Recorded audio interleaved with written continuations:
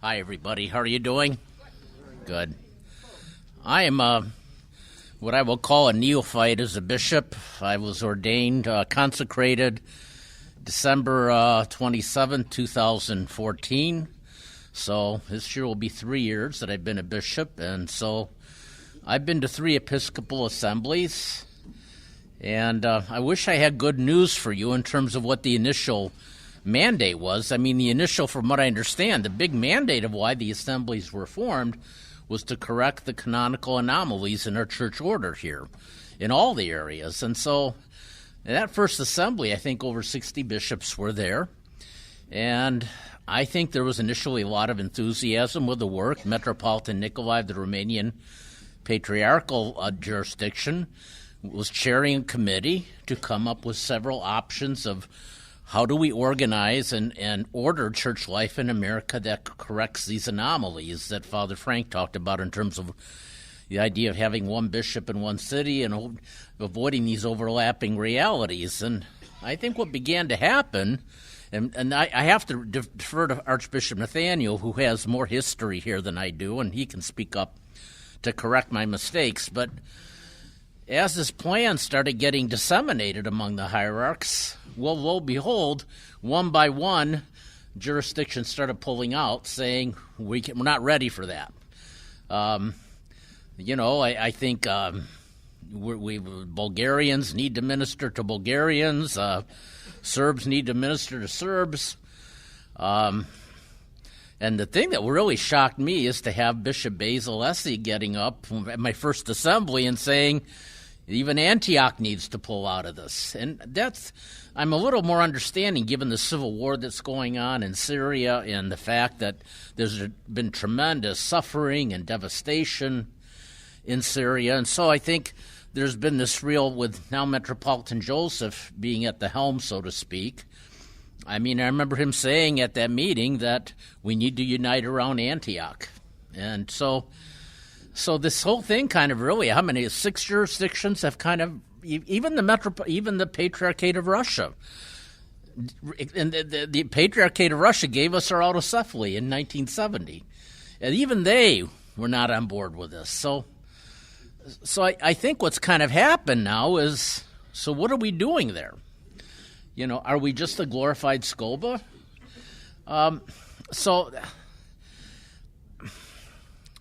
One of the things I guess I've realized in the short time I've been there is I do agree with what I've heard from some other hierarchs. We really need to get to know each other. We don't know each other. And perhaps maybe what we're trying to accomplish is still too artificial. It's not based on having experiential knowledge of one another, knowing one another. And so I think, I hate saying this, we need more time, but I wish I could tell you, well, how much more time? 5-year plan. Well, the problem is you can't put this on a timetable. So in that sense, I don't see the issue of resolving our territorial order issues as being resolved anytime soon, given the nature of our relationships now. Is it all bad? No. I mean, I think one of the things I think that maybe came out of this, now I will say this much, as these meetings have progressed, less bishops have been coming to them. So I think we started with 62 at the first meeting, a little over 60. Well, the last meeting we had, I think 31 there, 34. So, I mean, there's been it's slowly been coming down and less people have been coming. So the good thing I think that's come out of this is that there's been an attempt to research how can we further the process of unity along. And I think one of the things that came out in the last assembly was research done on pan-Orthodox communities that have clergy lay organizations, clergy groups. And so we identified a certain number of communities in cities that are really having very good, healthy pan-Orthodox relationships in which they're meeting regularly. They may have a name, they have officers, they do activities together. I even think one group that I know of in Indianapolis has had a history of going down to Guatemala or Project Mexico. The people are doing things together. Project Innocence, St. Innocence, I'm not Project. So I think what they want to do now is take a look at some of these pan-Orthodox entities that are operating and saying, what are they doing? Trying to identify some clarity on the nature of their relationships and what are they doing that's healthy and good, and to encourage that, to continue to encourage that.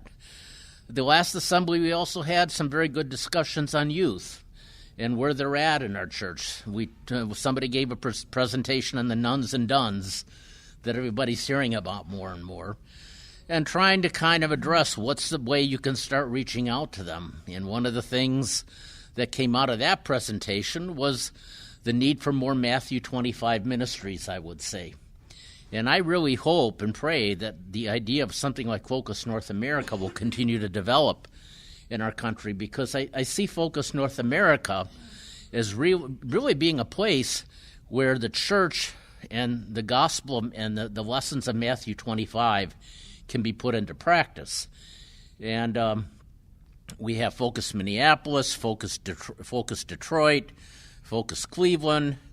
Where else are we? Focus Pittsburgh, Focus St. Louis. Then there are other ministries that are working along those similar veins. Indianapolis was part of the focus group, but they pulled out. And Reconciliation Ministries, which is the whole basis of the Focus North America movement, is in Kansas City. And if you're ever there, go visit them. And it is amazing the work they're doing. They have Orthodox people on the board. They have caseworkers from different Orthodox. Some are Orthodox, some are not Orthodox, but they're really doing substantive ministry to those that are in need. So I think getting back to the youth issue, there were two presentations on that, and I think the thing that I wish we could have done more is I wish we could have had more dialogue about what we heard. And it seemed like once the president, a lot of times, and I don't know, I'm not a big fan of these exercises where you have groups get together in 4 or 5 and, okay, write out what your plans are for the next 5 years. What are you going to do? It's very artificial.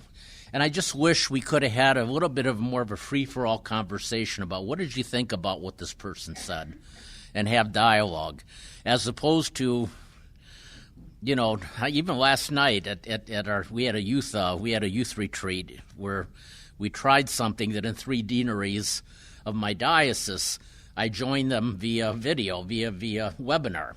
And so we had a group of people in Minneapolis, a group of people in Chicago, and a group of people in Kansas City. And so we had about 60 kids. And so we talked about how can our youth help us. We had this, I'm diverting here, but that's all right. Back in 2015, our All-American Council in the OCA, the youth came up with a dream statement, our dream for the church, and they listed 9 or 10 things. And so what was big on my agenda was, typically we give them a standing ovation, and then that paper kind of goes into the trash. Nothing happens with it. So what I did with our kids is I picked 4 areas of that dream statement, and we tried to flesh out how can you help us to put these things into practice.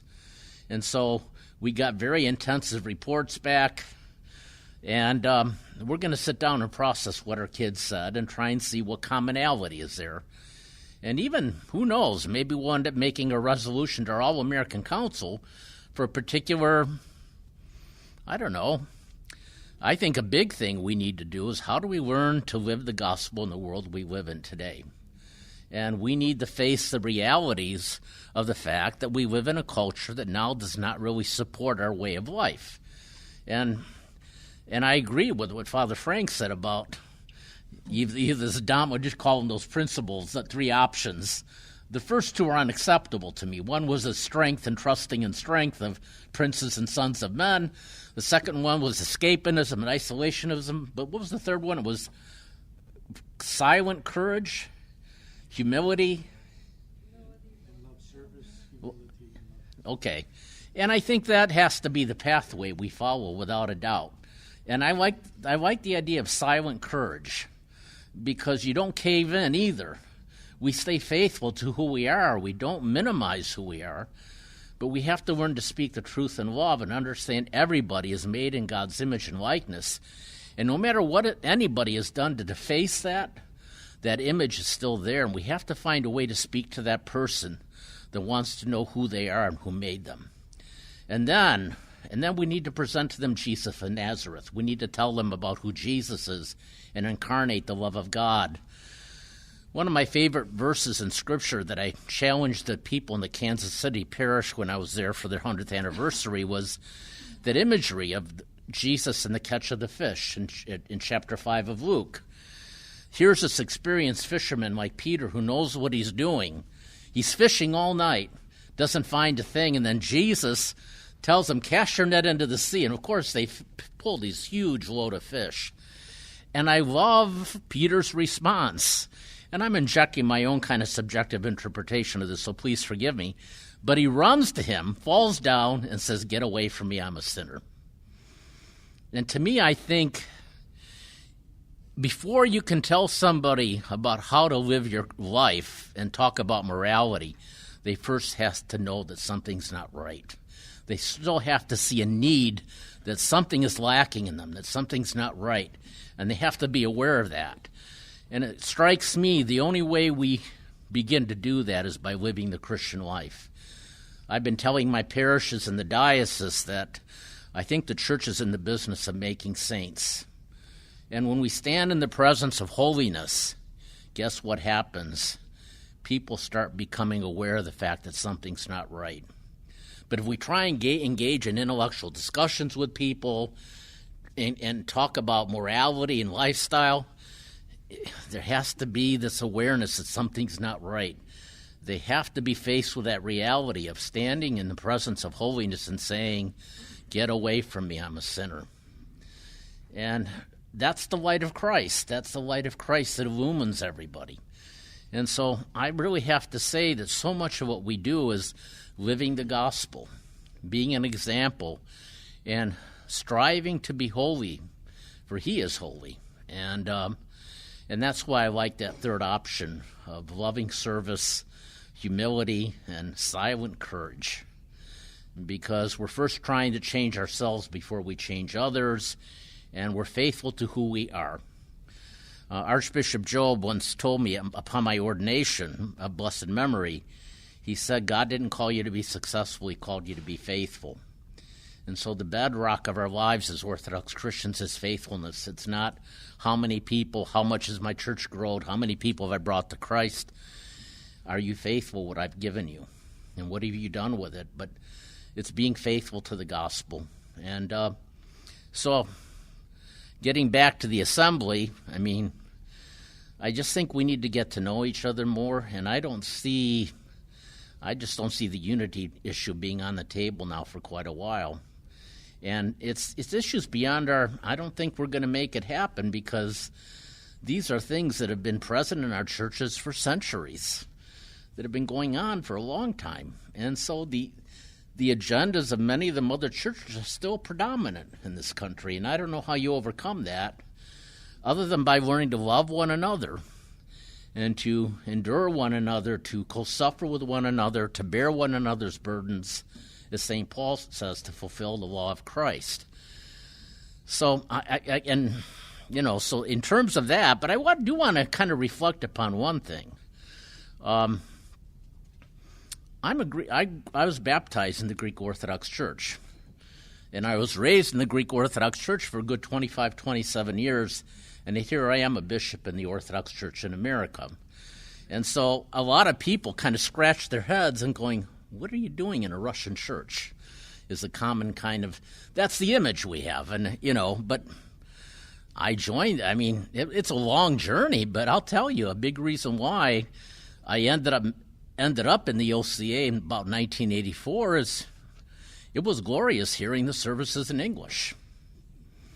It was wonderful to hear the Paschal Tropari and the various things that I remember as a kid hearing the chanters singing this stuff, and I'm going, when is it going to be over? And then to hear the Paschal hymns, to hear all this stuff in English, and I'm going to myself, we believe this. Wow. Isn't this wonderful? And, at that point in life, I didn't think about whether this was Russian or Arabic or Serbian. I accepted it for what it was. And for me, I know we're not respected, we're not recognized by many of the Orthodox churches overseas as an autocephalous church. And in fact, some people maybe just kind of see us as a little fly on our shoulder and don't think much of us. And we don't have money, we don't have wealth.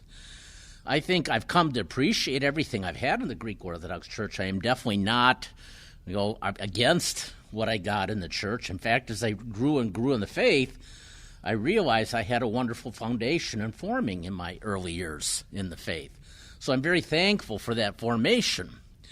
And I realized on the Episcopal Assembly, one of the things I gained out of that last meeting is I think we can't do what we're doing without everybody being present. And I have to say the GOA has been very gracious in offering their resources to fund so many of the activities. Archbishop Demetrius has been a wonderful advocate of the OCA. I'm not sure if all the Greek bishops feel that way about us, but he's really went to bat for us before Patriarch Bartholomew. So I think he's got an amazing task to be a chairman of all these different groups with all these diverse ideas. I think it's not easy to move us along to a desired goal. And I would have never thought, in some ways, in terms of our view of Orthodoxy in America now, in some ways we're closer to the Greeks as the OCA than I would ever thought of. The only thing is I think we have a different idea of how that unity should be realized. In the Orthodox Church in America, we believe there should be an autocephalous church, a big one for everybody. And we will gladly give up our autocephaly if it meant joining a larger autocephalous church. But I think and people correct me if I'm wrong for those in the GOA, it seems like in the GOA there's a desire for this to all happen under the ecumenical patriarchate. That's how you deal with the unity. And I can't see the Serbs, the Antiochians, all these groups in America coming under the ecumenical patriarchate to realize this unity. So I leave you with one thing to think about. As small, as disrespected and unconsidered as we are an autocephalous church, and you have an option. We are the autocephalous church in America. If you're not, so you can join if you want. I can't steal you. I don't want to tell you to leave. I'm not telling you. Wait a minute. I'm on tape here. I got to be careful. I don't want people to be leaving the GOA. But we're the autocephalous church in America. Whether we're recognized by the other patriarchates, that's what you're joining. That's what you'll be dealing with if you joined us, And probably, I'm sure for the priests, you couldn't do that without some kind of consequence. So I don't know what the answer is. I just know that I'm glad we have our autocephaly because when I joined the OCA, I didn't join the OCA, the Orthodox Church in America, to become a member of a Russian Orthodox Church. I think Bartholomew's wanted the OCA somehow to reconcile with Moscow in some kind of autonomous relationship.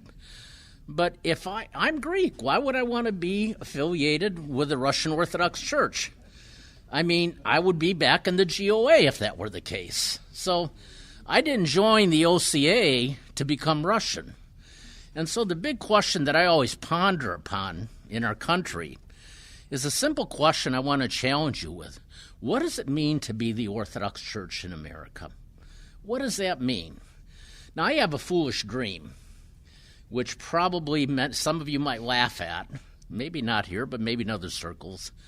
I dream of a church where we are locally united around one bishop, in which our unity is in our faith and what we believe, and we have multicultural expressions of that entity in one parish.